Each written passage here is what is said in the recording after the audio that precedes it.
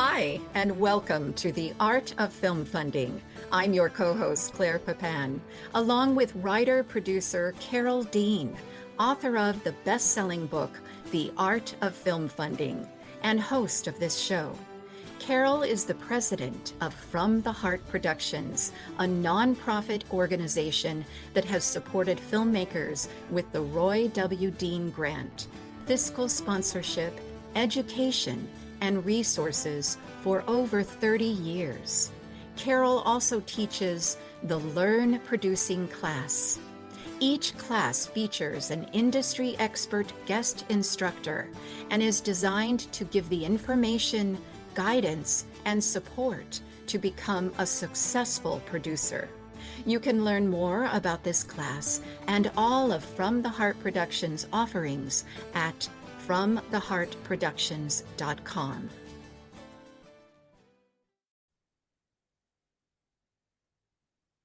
If you've ever felt overwhelmed or intimidated by the idea of asking for money, this episode will bring you clarity, confidence, and a fresh perspective. Welcome to the Art of Film Funding with your host, Carol Dean, president of From the Heart Productions and champion of independent filmmakers worldwide. Today's episode will change the way you think about crowdfunding. We're joined by Brie Castellini, one of the top crowdfunding experts in the indie film world. While at Seed and Spark, Brie helped filmmakers raise over $25 million, achieving an incredible 85% success rate.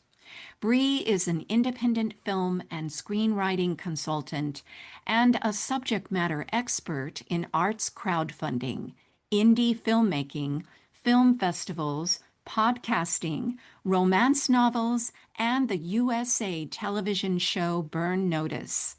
As a filmmaker herself, she's known for short film Ace and Anxious, writer, director, $160,000 plus views on YouTube, and for her podcast, Breaking Out of Breaking In. She personally helped launch over $25 million in crowdfunding campaigns with an 85% success rate while she was manager of creator success at the artist crowdfunding platform Seed and Spark. And she's spoken at over 200 events and festivals virtually and in person on the subjects previously mentioned. Her full work history can be found on her website, briecastellini.com. And I'll spell that for you. That's BRICASTELLINI.com.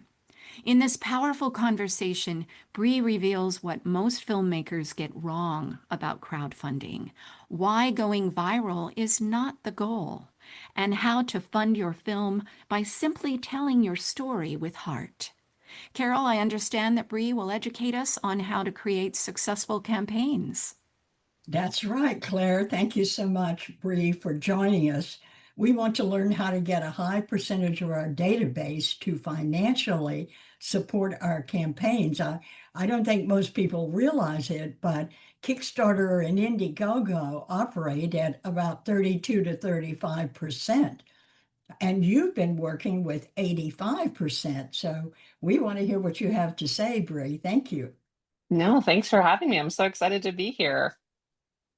Well, I know you've helped raise over 25 million for indie filmmakers with an 85% success rate, which I find astounding. So, what do you believe are most filmmakers misunderstand about crowdfunding? Yeah, of course.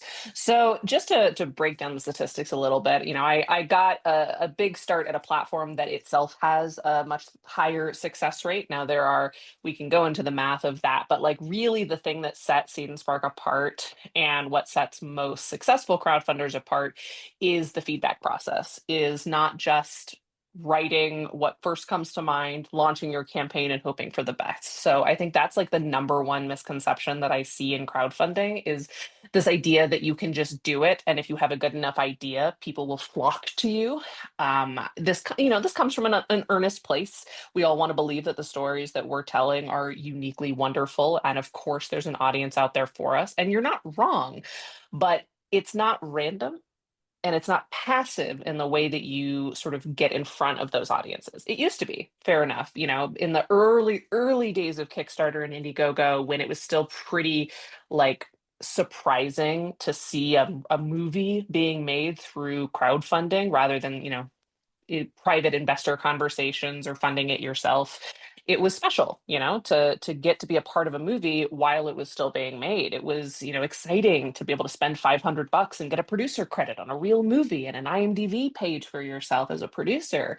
And so back in the day, in the early 2010s, like it was a little bit more common that people would just sort of sit on Kickstarter and refresh the homepage to see what new movies were being made. But as I think most people probably understand at this point, Kickstarter's a little bit more common, right? It's pretty rare that you get just discovered by happenstance because there are so many people and places asking for your money and attention at all times that, it's no longer really necessary to go somewhere to spend your money. Places to spend your money come to you. And so as filmmakers, what you have to understand is that like you're competing with the entire internet for attention. So simply existing is no longer a viable strategy. So you really cannot depend on having materials that look good but aren't going anywhere. You have to put a lot of that outreach work in yourself. So that doesn't come out of, a day's worth of work filming yourself on your computer webcam and posting on Kickstarter, right? Like what I try to impart to filmmakers, to crowdfunders of all kinds. I've worked with a bunch of different kinds of artists and companies, but like the thing that I try to impart is that like running a crowdfunding campaign is a production in and of itself. You wouldn't go into production without pre-production. So you shouldn't go into a crowdfunding campaign without having a like thoughtful, in-depth conversation with you and your team about like what does this look like. We have 30 days plus to fill with entertainment and content and like reasons for people to pay attention to us that can't just simply be repeating the phrase I'm crowdfunding, please give me money over and over again for 4 or 5 weeks in a row. So that requires a little bit more than probably a half a day's work. You got to do pre-production for your crowdfunding campaign. And a big portion of that pre-production is not about building the page, which is important, but arguably more important is building your outreach plan and building the ways in which you're going to put this beautiful page in front of people, and not just people, any people, but the right people, your particular audience. It's very important to understand that your audience is the key because no matter who says what platform you're using, they are not going to bring you people. Maybe 1% might come to Hmm. your platform, but 98%, that's what I think that the leader of Seed and Spark, Emily, told me years ago. You're going to get 98% of your money from your own list, right? Exactly, your own list and your own sort of outreach potential, and that's mostly going to be like emails and in person and text. That the people that you're able to directly communicate with and personalize that outreach to. So like I talk a lot about emails when I do podcasts like this and do talks about crowdfunding, and it's not necessarily that emails are like this special magic kind of communication, but rather that they are the most direct, scalable form of outreach that's available to people because in person certainly converts higher than any other form of outreach. It's a lot harder to say no to somebody when you're looking them dead in the eye. But of course, that's not always possible. We had lockdowns a couple of years ago that really disrupted people's sort of comfort level, and a lot of events that used to be more regular that people could go and connect with each other in person. Now, of course, those are coming back to some extent, but I think that a lot of us got really shaken up by that. And so it's not quite as easy to consistently go out and meet people where they literally are in the world.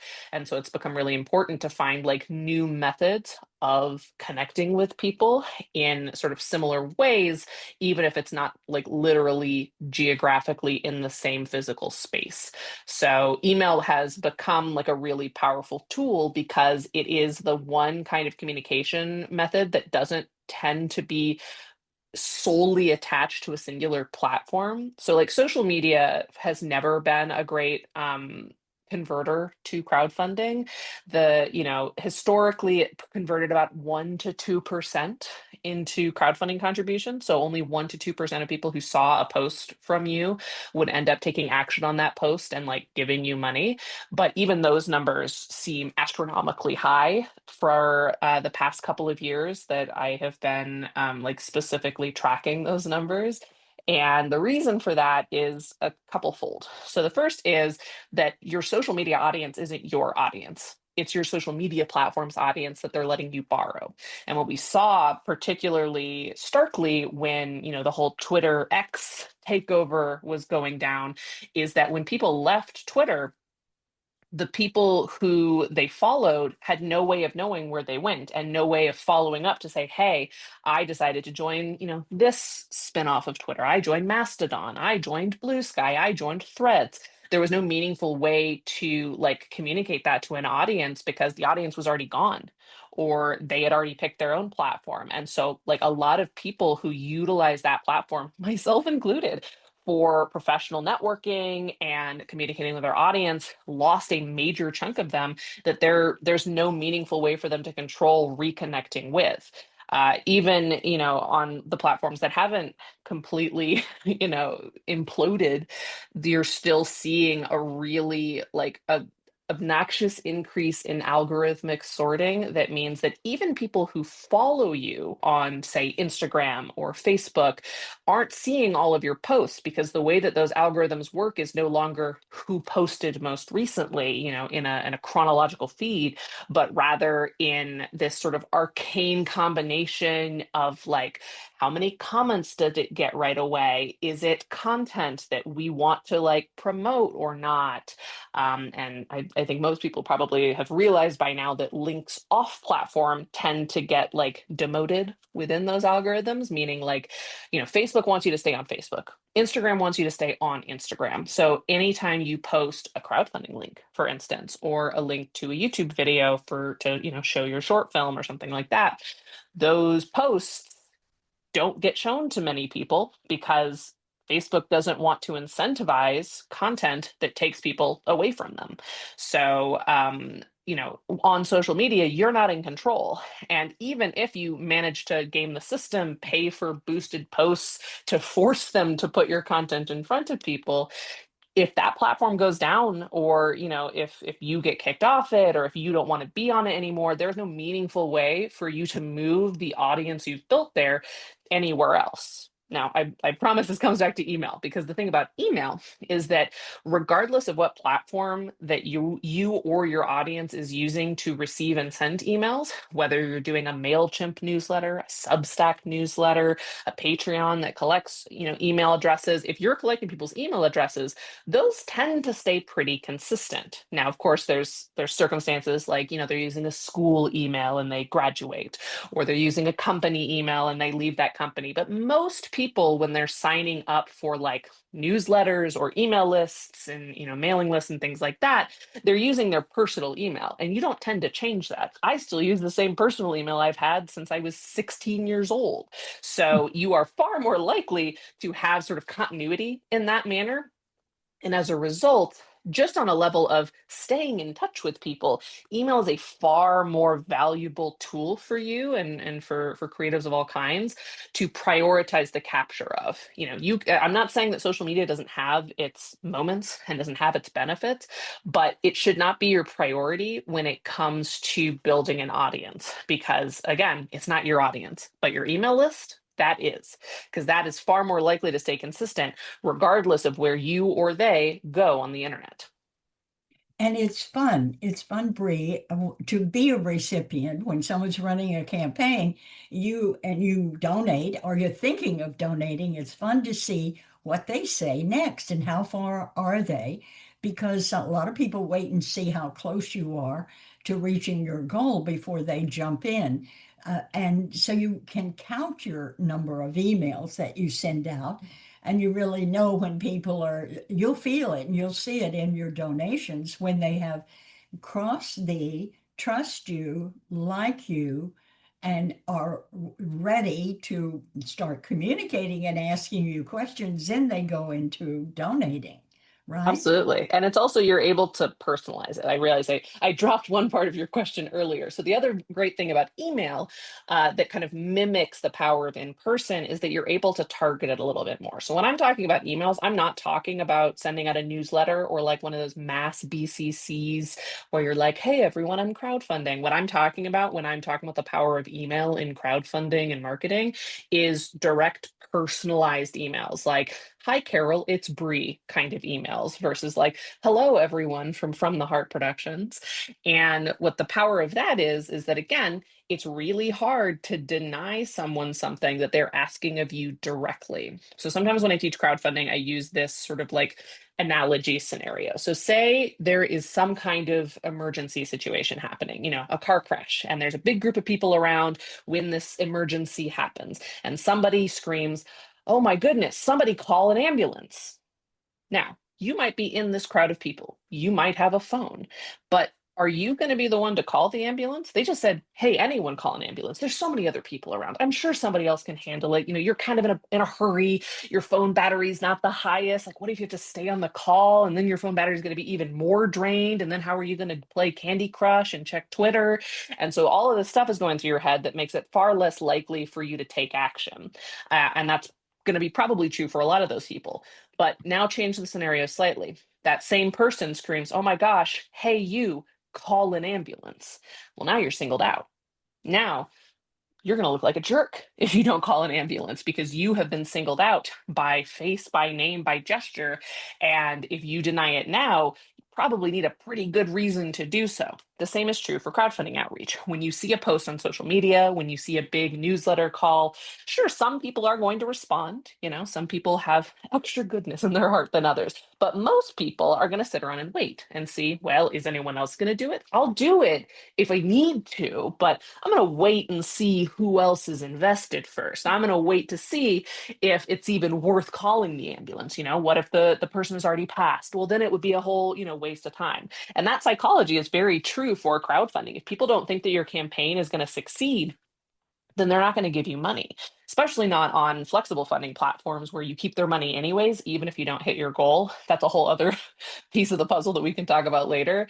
But like that's why email, direct messaging, phone calls, text messaging is really powerful because you can personalize your asks. And personalization doesn't have to be like, I literally know you in real life and, I can ask about how the kids are doing.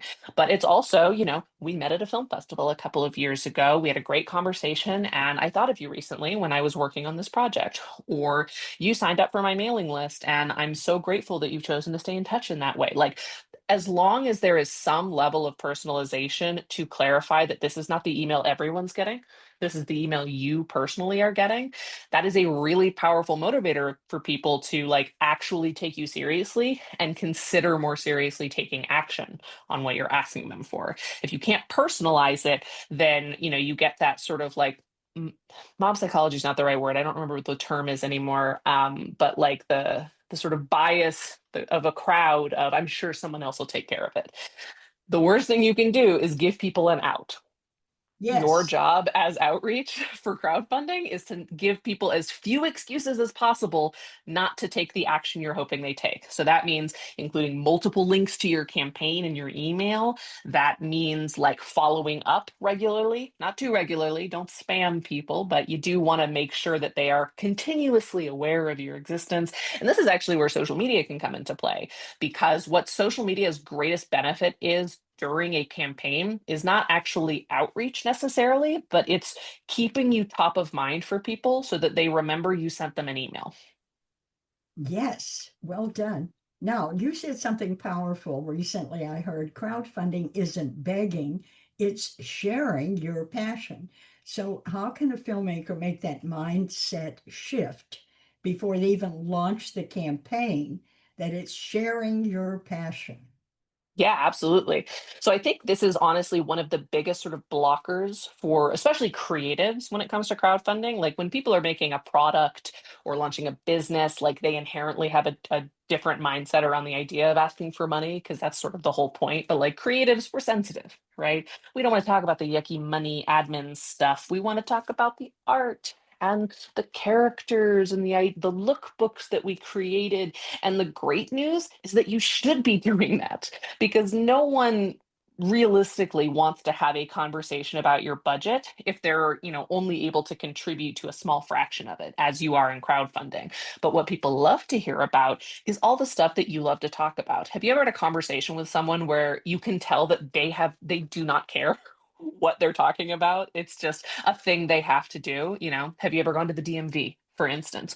Versus, have you ever had a conversation with someone who seems like really excited and passionate about whatever the subject matter is?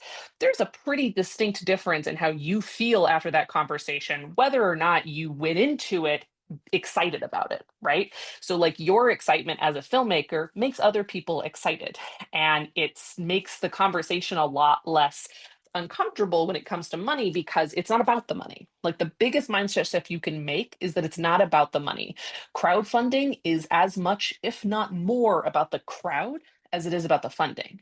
If you can genuinely, earnestly get people excited about what you're making to the same degree that you're excited, then that's most of the battle. If they're excited, they'll spend the money. They'll find a way to get involved. But if you can't get them excited, maybe you'll get some of their money, but you're certainly not reaching your fullest potential financially. And also, those people aren't going to be coming around here. Because something I think that people forget during crowdfunding is that it doesn't happen in a vacuum. You're not crowdfunding to make a movie that you keep in your basement and never let anybody watch, right? Like, presumably, you're crowdfunding to make a movie so that you can show it off to people, so that you can share it with the world. And if your crowdfunding is so boring and soul crushing that everyone's like, I don't want to think about this anymore because that was so annoying, like that they made me feel bad about, not giving the money or whatever, those people might give you money in the end, but they're not going to watch the movie. And have you really won? If they haven't watched the movie, the goal isn't to raise money. The goal is to make a movie. And if the people who you raise money from don't care about the movie, or you have put a bad taste in their mouth that they associate with the movie, then that's a problem. So remember that yes, the money is important, but that's what the campaign page is for. The campaign page has the, sale language and the buttons that are very prominent that allow people to give you their money. But your goal when it comes to outreach is about expressing excitement and getting them to that same place, is figuring out what it is that makes this film special, especially to specific audience segments, and speaking to them about that. Make it about, I have to see this film. Oh, the only way I can see it is if I give you money? Well, open my wallet and take whatever you want. You've made me so excited. Of course, I want to join you. It's not about getting the money, it's about wanting people to give you the money. And so You, that honestly isn't that complex of a language shift, right? Like, instead of, hey, do you have $5 to give my project? You say, hey, do you have 5 minutes to talk about this project? Or, hey, you want to see something cool? That's a much better opener, much more persuasive. And again, if at the end of that conversation, there is a very clear link to a beautifully built Kickstarter page or, whatever platform you're using, that becomes a much better sales pitch than, if you don't give me $5, I'm going to bother you for the rest of the month. That's not what people want. That's not what a good sales pitch, because again, you might get the $5, but have you really won? No, because that person's not going to watch your movie. They're absolutely not going to look at that because you haven't sold them on the movie. You've sold them on giving you $5, but that's only a quarter of the battle at best. very true. And so what we have to do is really focus on building the all important email list. Just tell filmmakers just starting out with a small network how they can best build this list. Sure. So I actually sell templates for email list organization. If anyone's interested, you can head to my website and find more information on that. But like the big thing is just have some kind of structure for it. So whether you want to use, a platform like Mailchimp, Or I just use a spreadsheet because I find it's a little more customizable and it means that I'm not stuck on a particular platform using only their tools. I don't know if you guys have picked up on this. I don't trust tech companies. So as much as I can, I like to organize this myself so that, whatever goes on in the sort of tech battles, I'm good. So I just set up a spreadsheet with some pretty simple, columns, name, email, relationship, notes. Notes category I find is really useful because like when I meet somebody at a film festival, I'm not, they'll give me their card, but if I don't immediately write down not only where I met this person, but like what we talked about, a couple of things, then, by the time that I have a reason to reach out to them, I have no idea who this person is. And that doesn't make for a very good email. So the first step is just figure out a organization structure that works for you so that as you meet people and as it occurs to you to add new people to the list, you have a place to do that. So you're not constantly reinventing the wheel or being like, oh, I'm sure I'll remember them. Hey guys, you're not. You're absolutely not going to remember them. Have a place to write it down. And it's helpful if that's already in place. So step one is just have a place where you're collecting emails. Step two is add everyone you have ever met. Now, importantly, you're not always going to reach out to every single person on your list. There are some projects that is not appropriate for me to reach out to, my former college writing professor about, or my friend from middle school, right? But you never know in the wild world of filmmaking when you're going to make something that occurs to you is perfect for this random person that you do have access to. You just haven't had a reason to reach out to in a while. So, step two, add everyone. Absolutely everyone. If you've ever emailed this person and have even an inkling of who they are in your world, write them down and try to categorize them to the best of your ability by the kinds of things that you are expecting to make in the future. Is this the audience for when I do comedy? Is the audience for, when I do horror? Is this person in the audience for whatever I'm doing? Because there are going to be people who just care about you, your family, your friends, people who, regardless of what you're making, as long as it's not completely off the reservation, you're going to connect with, right? And that they're going to give you money because they support you as the artist. And the more you categorize this list, the more useful it's going to be in the future so that you don't have to like go through it line by line every new project to be like, oh, should I email this person? You should kind of already have a level of categorization in mind when you start building this, to make that filtering process a little bit easier later on. Then the final piece of it is start to think, where do I think people who will like the work that I'm making hang out? That's in person, that's online, social media, whatever. Like, who are the kinds of people that probably like the things that I'm doing? And where are they already hanging out? And then that gives you a lot of new answers about, okay, this is where they're hanging out. How do I get their email addresses? And this is going to be different for every audience, right? Like, not everyone prioritizes emails in the way that they sort of interact with the world. Not everyone is a big, like, community person. Sometimes your audience is a little bit misanthropic. So, they're not always gathering in the same place, which can be tough. So, your job then is to kind of figure out the puzzle of, I want this kind of person's email. What do I think is the most likely avenue to do that? And if that feels like a very abstract exercise, fair enough. So ask yourself a different question.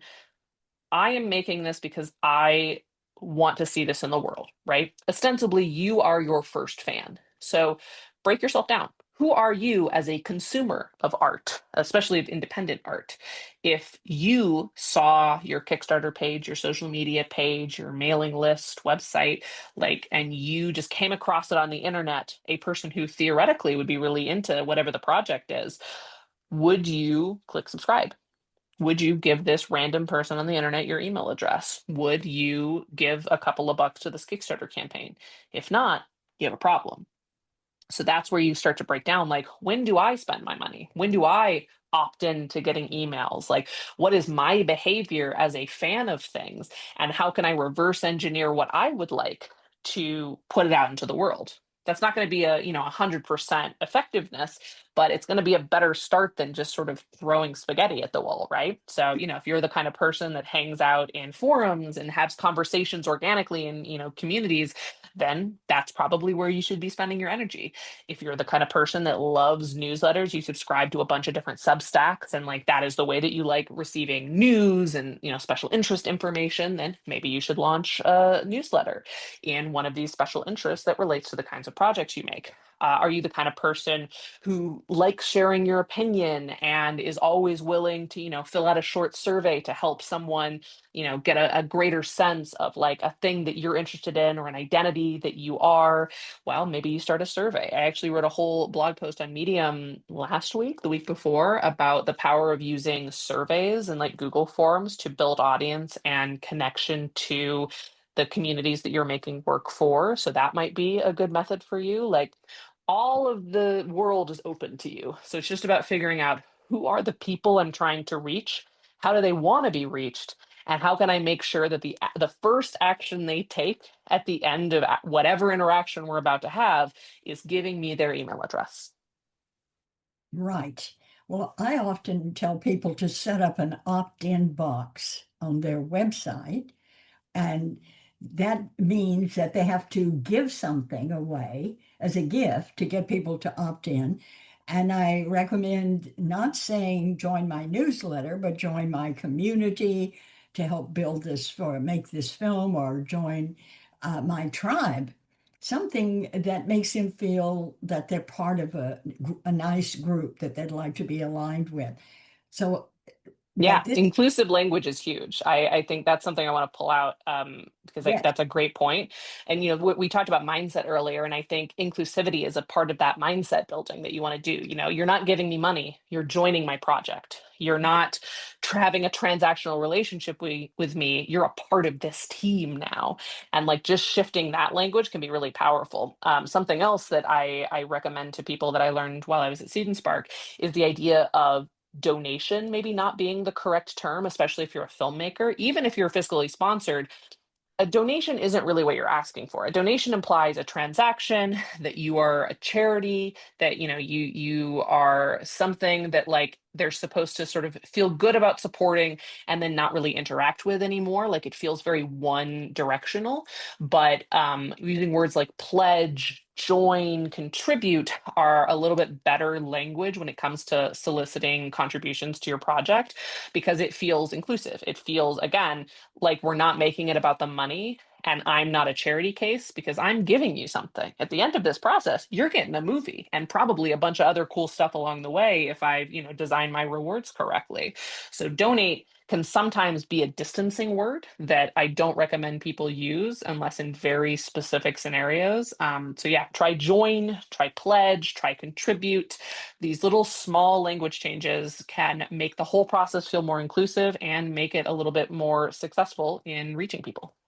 great. And what type of emails do you suggest filmmakers send ahead of notifying their mailing list about the campaign? Sometimes I've had people tell me that they sent out an email to everyone saying, I'm running a campaign, I need your support, and it brought in very little. So you need to say something to people you haven't spoken to in a year or more, right? How do you break Sure. that? Yeah, no, I mean, definitely don't just sort of appear after a decade and say, give me your money. Like, that's probably not a great way to start that conversation. But that's why I do think that, like, having some consistent form of communication that is accessible to people is important. And if you can do it in email, great. So, like, newsletters are actually like growing in popularity and in viability for kind of keeping in touch with people, because you don't have to make it super targeted, but as long as you have sort of a regular missive, even a couple of times a year with your mailing list, giving them the opportunity to opt out if they don't want to be on it, but kind of just regularly checking in and letting them know you're doing stuff. You just got into a new festival, you just started production on a new project, a film from a couple of years ago just hit a milestone. These are things that our team is working on. Like, there's a lot of ways that you can kind of just lightly stay in touch so they don't forget who you are. And so the first time you reach out to them, you're not asking them for something. Um, in terms of audience building, I found that it can be more useful to launch a newsletter that isn't about you necessarily, not a production newsletter, but something more like subject matter or thematically aligned. So, you're a horror filmmaker, recommend a new, underground horror movie every 2 weeks. So, people who love horror movies and who are like, I want to know what else is out there. You are like their number one source for like movies they would have never heard of before. Or if you are a queer filmmaker, maybe you do a newsletter about queer representation in media. There was a recent report that went out about like, I think like 30 or 40% of all queer characters currently on TV won't be there next season, either because like the show's ending, the character died, the actor is leaving, et cetera, et cetera. That's pretty big news and pretty devastating. So there's clearly a lot to say about representation of queer characters in media. So that's absolutely a special interest that people have, and they have a vested interest in being informed about. And if that is something that is relevant to the kind of work that you make, perhaps that's a good thing to send out. So whatever it is, the best thing you can do for yourself if you're planning to crowdfund anytime in the next year is figure out what is your communication method with your audience ahead of that. That has Right. nothing to do with the Kickstarter, right? So it Yeah. should just be keeping yourself top of people's minds, staying a thought leader in whatever the category of things is that you like to make or expect to make in the future. Like, make a name for yourself as someone who's out there doing stuff. Then when the Kickstarter comes across their pages, it's going to feel inevitable. It's going to feel like the natural evolution of like, well, of course you're doing a crowdfunding campaign because like this is what you talk about all the time. And now I know how hard you work, and I know how motivated and inspirational you are. So sure, I'm much more receptive to this because you're not just a random person I met one time 20 years ago who happens to still have my email address. But in terms of the specific question you asked about like when it's imminent, when the campaign is coming, winter is coming, and they want to start kind of lightly letting people know, I think if you already have a newsletter, I would make it like the second action item in like a week or two in advance of the campaign launching. So what I mean by that is like in a usual email, there's like two or three distinct sections. Usually there's like the big thing you want people to pay attention to, the biggest announcement, the most exciting thing, the funniest thing, whatever you want them to focus on first. That's first. And then I would make, in a week, we're launching a Kickstarter campaign, like the second thing. So it's not the most important thing in the email, but it's in context of, other stuff they would have expected to see in an email like this. So that's just a good way of kind of broadly letting people know something is happening. Yeah. Then in terms of personalized emails, I definitely don't think you need to send them to everyone ahead of time, but whoever you think are like your ride or die audience, like the people who are definitely going to give you money no matter what you do, best friends, people who've contributed in the past, parents, things like that.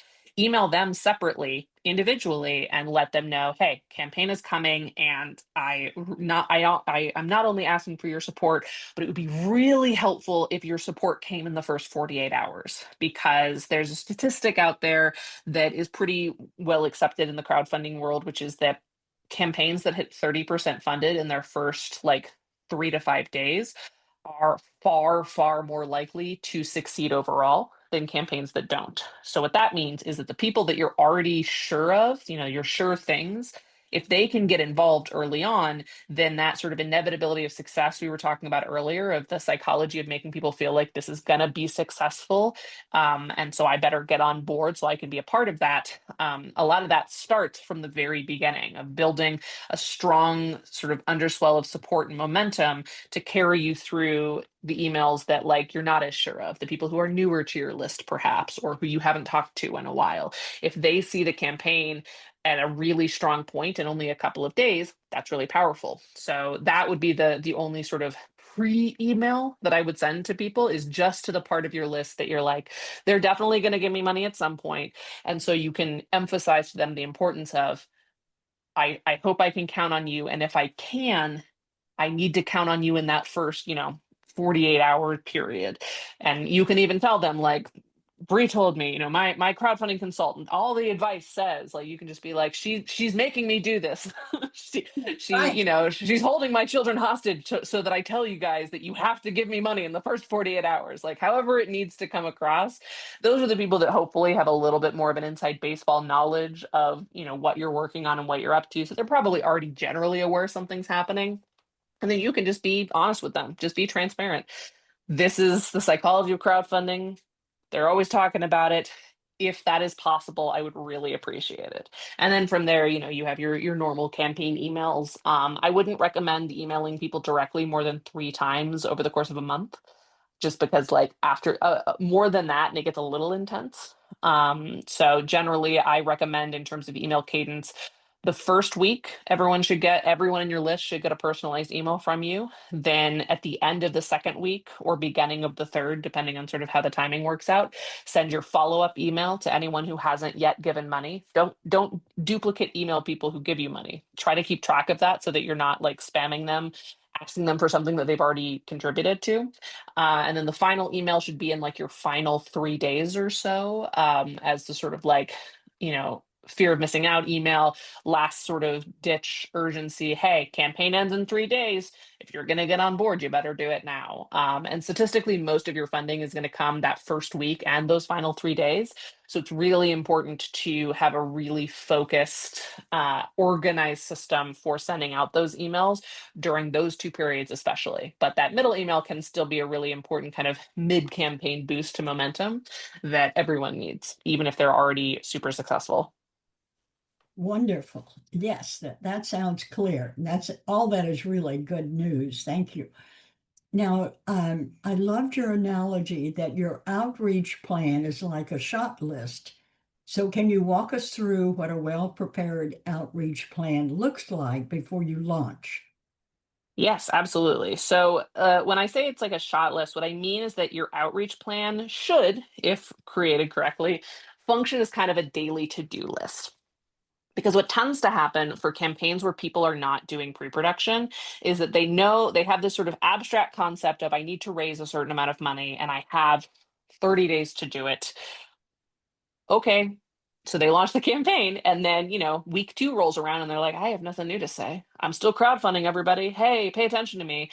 But, that's not very effective. We kind of talked earlier about how like you want to kind of diversify your messaging so that people who paid attention and haven't interacted yet have new reasons to do so and to continuously engage with people who haven't seen it yet and maybe that's just because the original posts weren't reaching them in the same way. So you want to make sure that like what you're doing for outreach is as diverse as your project so that like you're not getting into a rut, algorithms aren't like filtering you out, and that people who weren't convinced by the first thing you posted have 29 other opportunities to connect with stuff that you post later.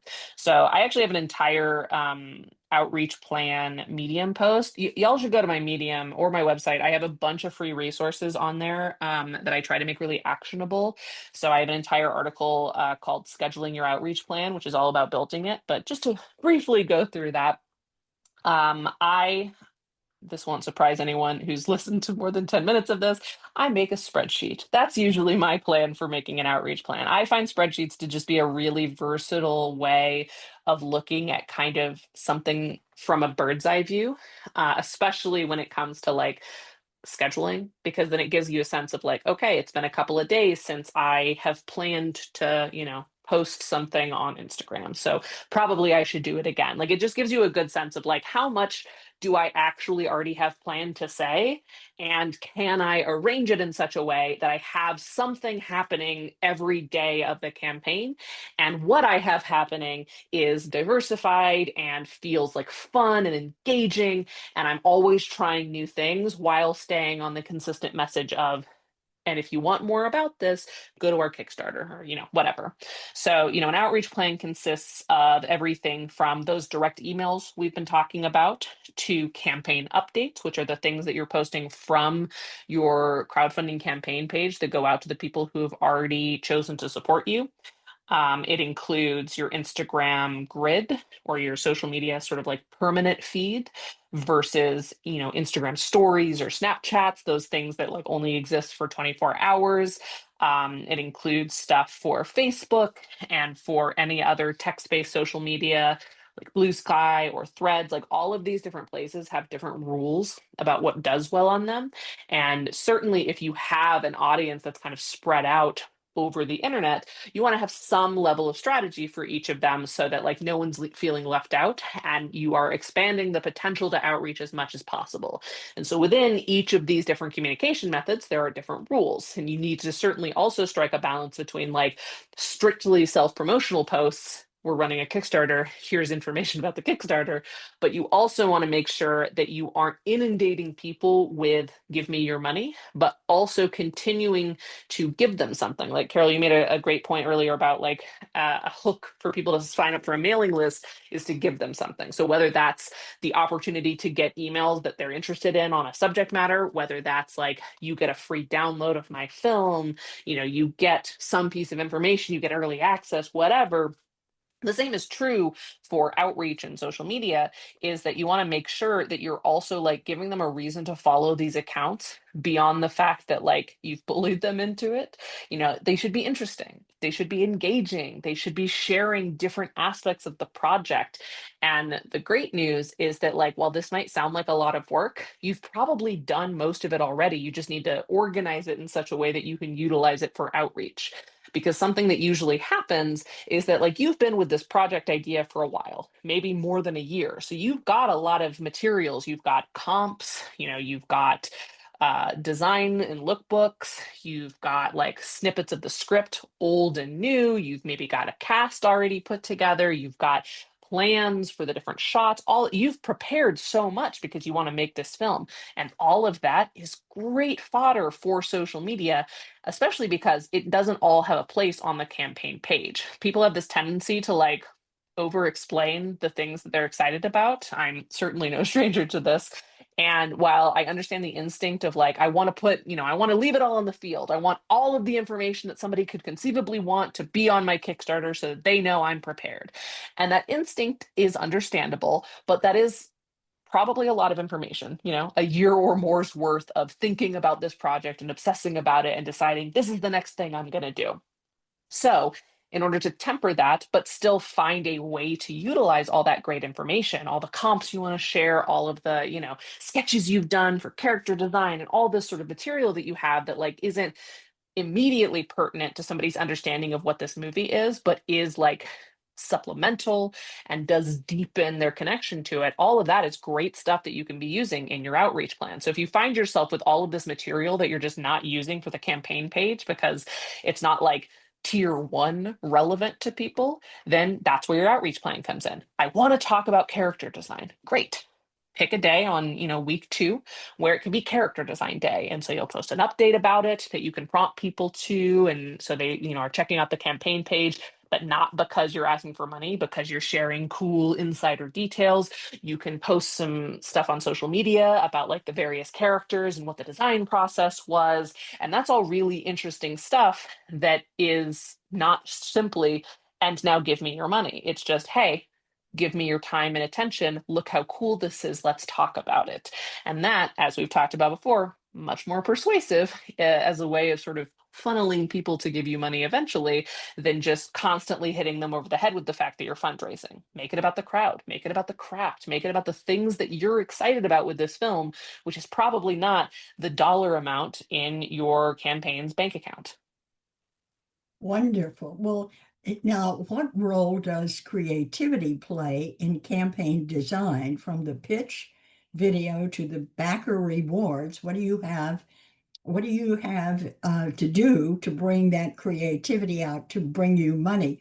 Do you have any favorite examples of campaigns that did well? Ooh, well, I mean, I've worked with so many at this point that it's hard to point to specific campaigns. I definitely do have articles available. I know I'm repeating myself. I do have a lot of articles available on this subject. So if you're curious about a specific aspect, everybody, definitely go check that out. I also have a crowdfunding video on demand class, one of which is exclusively dedicated to crowdfunding rewards, where I share a lot of old examples of campaigns that I've seen and kind of walk you through why they were useful rewards. But in terms of like creativity, I think that that's something that like hopefully shouldn't be too hard to summon because you're a filmmaker, right? You are inherently a creative professional. And so, use that as your baseline for designing the aspects of your campaign versus like the sort of rote expectation that you probably have of like, all right, I'm asking for money. I have to wear a suit. I have to tell them, X, Y, Z. And like certainly there is information that you need to be imparting at different levels of your campaign, but do it using that creative brain of yours. And I bet it's going to be a lot easier to figure out how and what to say. Because again, you already have a year plus of thinking about this project, this world, these characters, this subject matter, if you're a documentary creator, and you have everything that you need to convince somebody to get on board with this project. So, what is the most creative way that you can apply the best practices that we've talked about today to connect with the particular audience you're seeking?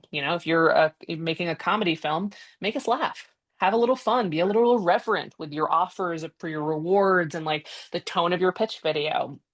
If you're a horror filmmaker, horror filmmakers have sort of in my experience, like one of the easiest times designing really fun campaigns, just because horror is so much about like iconography and just sort of clever timing. And neither of those things require a lot of budget to put together. So like some of my favorite campaigns ever have been horror campaigns. And I'm not a particular like horror fan or anything, but horror filmmakers have an ability to put together something like really specific and have an audience that like is much more open to exploring independent content than I have found a lot of other audiences to be. Like you have to kind of not trick people in sort of comedy drama or whatever, but like it is a harder sell if a fan of another genre learns that this is an independent film versus horror. Horror, they don't care who's making it. If it's a good horror movie, they're there for it. And so horror filmmakers have a leg up in that sense, but they also have the opportunity to like essentially make a mini horror film for their pitch video, which I've seen a couple of different times in a couple of different ways. And it's always so fun and creative because like what I think sometimes people forget, especially filmmakers when it comes to crowdfunding, is that your pitch video isn't like a webcam video that you're sending to a potential investor that you're having a meeting with. Like it's the little movie that you're using to sell us the big movie that you want to make. So if the video that you, the filmmaker, are making is bad or boring, then why would I trust you with my money to make a longer version of that? I'm not saying you need to rent a 4K camera and, build a film set for your pitch video, although I have seen that happen in the past. But I am saying be thoughtful about the way in which you're communicating what you're trying to impart. Is there a more fun, creative way to express the information that I know I want to tell people? Is there a way that we can have more fun building this campaign so that that fun permeates the page and is the first thing that gets communicated to people? Like people are sensitive to whether or not you are enjoying the thing that you're sharing with them, and they can tell. We had this conversation earlier about do you care about what you're telling me, or do you think you have to tell me? That's an important distinction. And if you don't care, and if you're just like, oh, just give me the money, that's that's not a good sales pitch.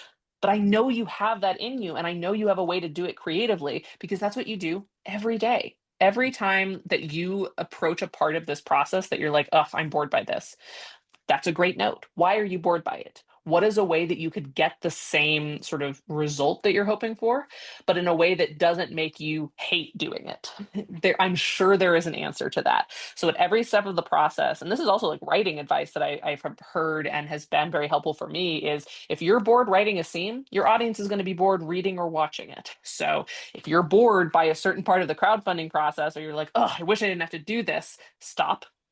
And instead of following that thought to the extreme of, so I'm just going to phone it in and have something up, take a step back and say, okay, what is the purpose of the thing that I'm doing? If I have to do it, why do I have to do it? Okay, now that I understand the why, how can I make the doing of that thing more fun?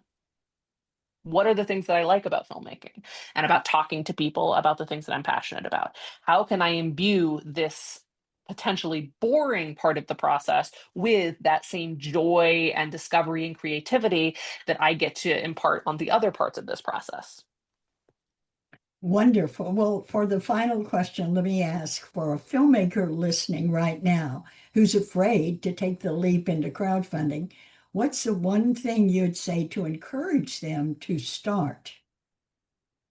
Ooh, one thing to encourage them to start. Okay. Filmmaker, Yes. you I'm addressing the filmmaker. So, filmmaker, hi, I'm Bree, and I can't wait to see your film. And even if you think that's not true, it is. And Bree, right now, isn't a singular person. It is a person like you who's out there somewhere who's waiting for this movie to get made. And they're waiting for you to discover them and to put it in front of them. There is something for everyone out there. There is an audience for your film. Even if you don't know who that audience is yet, yes, you do. It's you. You didn't come up with this idea because, you want to make something successful and make a bunch of money. No one who is a filmmaker is in it for the money, at least not at first. You're in it because you have a story that you can't help but want to tell. So focus on that because I promise you, if you think it's a good idea and you're excited about the thing that you're making, then someone else out there is. So don't let fear of, obscurity or of failure stop you because what you have to say is important. It was important enough for you to come up with, so it's going to be important enough for someone else out there to watch and fall in love with. I believe in you. Someone out there who doesn't know you yet believes in you, but we don't get to enjoy anything that you have to say or do until you believe in you. That's wonderful. We thank you so much for Thank joining. you for having me. I can't believe it's already been an hour. I know it's been a lot of fun and I've learned so much. Thank you. And Claire, I'll turn it over to you.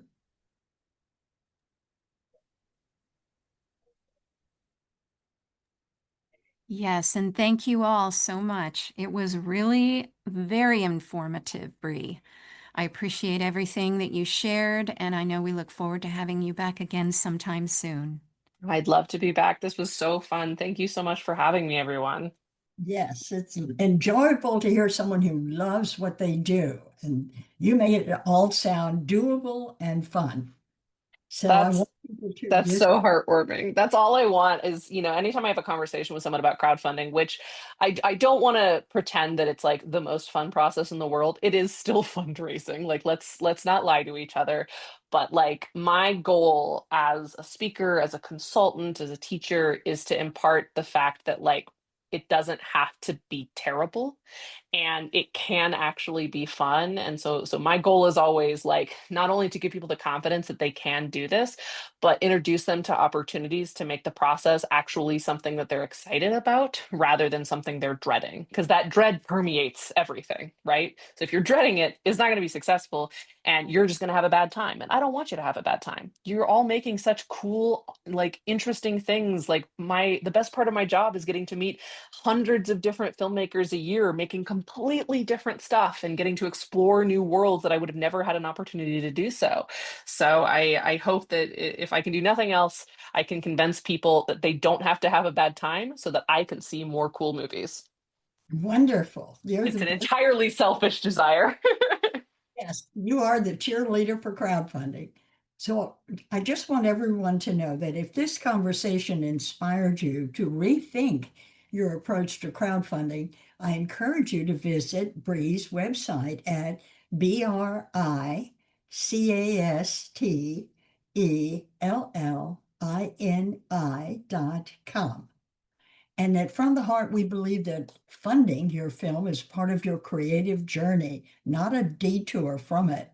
And if you'd like to join one of our Learn Producing classes or become fiscally sponsored, you should get on our website. And we have one more grant at the end of this year for students. You can check that out from theheartproductions.com. Thank you for joining us, and thank you, Bree and Claire. Thank you so much. Okay. Now, in its second edition, Carol Dean's popular book, The Art of Film Funding, has 12 new chapters to cover all areas of film financing and how to avoid expensive pitfalls. Learn how to start with an idea and end with a trailer, how to make an ask for money, create your story structure and your trailer, legal advice, fair use, successful crowdfunding, how to ask for music rights, and what insurance you can't shoot without. Available on Amazon under Carol Dean and at FromTheHeartProductions.com. I want to remind our listeners that David Raiklin is a brilliant and talented award-winning musician who scores films and can compose music for a trio or for a full orchestra. David is a very good friend to the independent filmmaker and comes highly recommended by From the Heart Productions. If you need music to help tell your story, please contact him at davidraiklin.com. That's David, RAIKLEN.com.